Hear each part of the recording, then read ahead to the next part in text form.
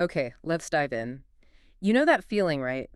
When you hear certain money words, maybe reading something or just talking about plans. Yeah, like on job forms or news reports. Exactly. And they feel a bit like, I don't know, a secret code you haven't quite cracked yet. It's really common. Finance stuff can sound, well, intentionally confusing sometimes. Right. But deep down, it's just the language we use for managing money day to day. It's actually pretty vital. It really is. And that's what we're doing here today, isn't it? We want to kind of cut through that feeling. Yeah, get past the jargon and unlock some of those really basic, fundamental finance words, the ones you bump into all the time. Mm-hmm.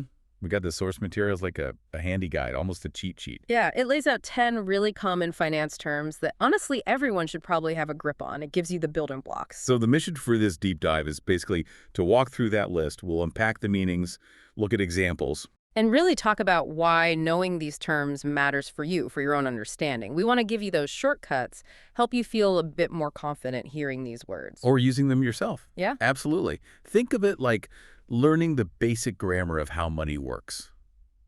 For you. Okay, let's get started then. Where does it all begin?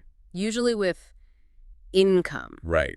The source defines income pretty simply. It's the money you receive, usually on a regular basis, for work or from investments. So the money coming in, your salary, that's the classic one. Yeah, or maybe you freelance or rent out a room. That's income too. It's the starting point, really. And that's the key takeaway, isn't it? You need to know what's coming in. That's step one for any kind of financial planning. You can't plan if you don't know the starting figure, which naturally brings us to the other side of that coin. Where the money goes out. Term number 2, expense. An expense is the money you spend on goods and services.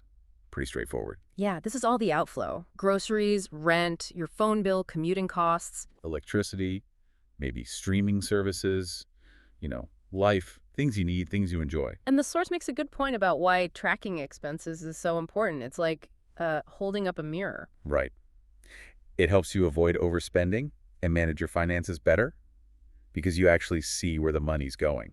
It's the flip side of income, knowing what comes in and knowing what goes out. So, okay, you know the ins and the outs. How do you manage the flow? That's where the next term fits in. Budget. A budget, defined as a plan for how to spend your money. Exactly. It's your roadmap. It's you, proactively deciding where your income should go. Before it just sort of vanishes, right? The guide mentions allocating specific amounts for housing, food, fun, and importantly, savings. Yeah, think of it like setting a course. Without a budget, you're just kind of drifting, financially speaking. Might run out of fuel unexpectedly. Yeah. A budget puts you in control. It connects the income and the expenses with a plan. Okay, so income, expenses, budget. And hopefully that budget carves out some room for term number 4, savings. Savings. Simply put, the money you keep aside and don't spend immediately. This is the money you're intentionally not spending now, right? You're putting it away. The example is clear. Earn $20,000, spend $15,000 based on your budget. The leftover $5,000 is savings. Or maybe you commit to saving, say, 10% or 20% of every paycheck. And the insight here is critical.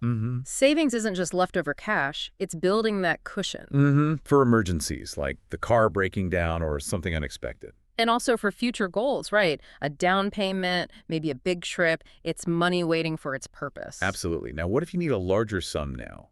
Something your income and savings can't quite cover yet. That often brings us to term number 5, loan. A loan is money that you borrow and promise to pay back with interest, usually from a bank or similar institution. Yeah, common for those big ticket items. The source mentions home loans, car loans. Personal loans, too, maybe for education or consolidating other debts. They definitely help you get those things sooner, but the source rightly flags the responsibility aspect. Totally. It comes with responsibility and interest costs. It's not free money. You have an obligation to repay plus extra. And that extra is our very next term, number 6, interest. Interest. This is key. It's the extra amount you pay when you borrow money or earn when you save or invest. So it works both ways. It's the cost of borrowing. Or the reward for saving or investing. The examples make it really clear. Borrow $10,000 at 10%, you pay back $11,000 total. Right. But if you save $10,000 and earn 5% interest, the bank pays you $500. Understanding this is just so important for making good decisions. You want low interest when borrowing, high interest when saving or investing. And over time, especially compounding, interest makes a massive difference to your bottom line, for good or bad. Speaking of earning money, term 7 is about actively trying to grow it. Investment. An investment, that's when you put money into something to earn more money in the future. Yeah, this usually involves taking on a bit more risk compared to just a basic savings account. But with the potential for hopefully higher returns, right? The source mentions things like shares, property, gold, mutual funds. Exactly. The idea here is about growing your wealth over the longer term.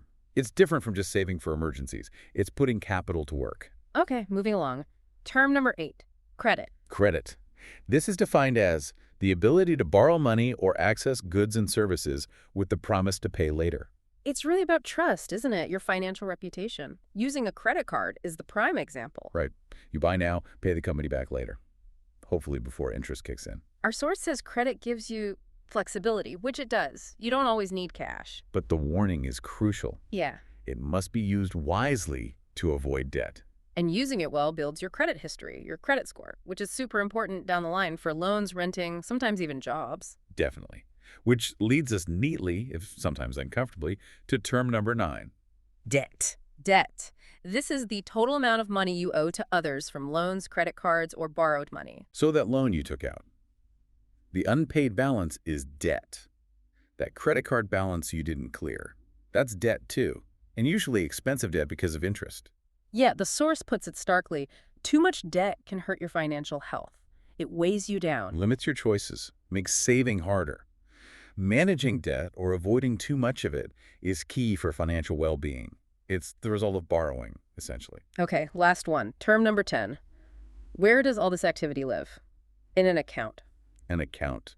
Fundamentally, it's a place where your financial activities are recorded like a bank account. Your financial hub, basically. Yeah. The source mentions different types. Right, like a savings account for setting money aside, a current account for everyday transactions, paying bills, getting paid. And even specialized ones, like a demat account, if you're holding investments like shares. And why do they matter? Simple, but powerful. They help you keep track of your money and plan your finances better. They give you that visibility. See the income land, the expenses leave, savings grow, debt hopefully shrink. So when you look at all 10 again, income, expense, budget, savings, loan, interest, investment, credit, debt, accountant, you really see how they connect, don't you? Yeah, it's a whole system. Income feeds the budget and covers expenses. The budget ideally includes savings. Loans or credit might be needed, involving interest and potentially leading to debt. And your accounts track it all. Earning, spending, saving, borrowing, investing. It all flows through there. They aren't just random words. They describe your financial life. Our source material also had some really practical tips, like how to make these words feel less academic. Yeah, they suggested actually using the words in conversation. Sounds simple, maybe, but it works. It makes them less intimidating somehow. Literally saying things like, my monthly budget is, or I need to increase my savings rate. Makes the concepts real. They also suggested maybe watching some financial news or YouTube channels. Not to become an expert overnight or anything, just to hear the terms used naturally, in context. Familiarity helps. And maybe keeping a little note, like on your phone, of finance words you hear but don't quite get. Look them up later. And the big why behind doing this. The source emphasizes these words are just everywhere. Yeah, used almost daily. Banks, job forms, shopping, household planning, the news. Yeah. You can't really avoid them. So knowing what they mean isn't just about vocabulary. It empowers you, right, to understand your own situation better. Make better decisions. And ultimately, as the source says, help you become financially smart. It's about confidence, control. So there we have it, a deep dive into 10 really foundational finance terms, pulling directly from our source. We tried to unpack the definitions, sure, but also the why each one matters, and how they all link together in your financial picture. Understanding these is like step 1 towards feeling more literate and confident with money matters. You've got some basic building blocks now. It's the basic language, really, and hopefully you feel a bit more fluent now. So the final thought to leave you with, now that you have these building blocks, where will you start noticing them more in your daily life? And maybe what's one small step understanding them might empower you to take next? Something to think about.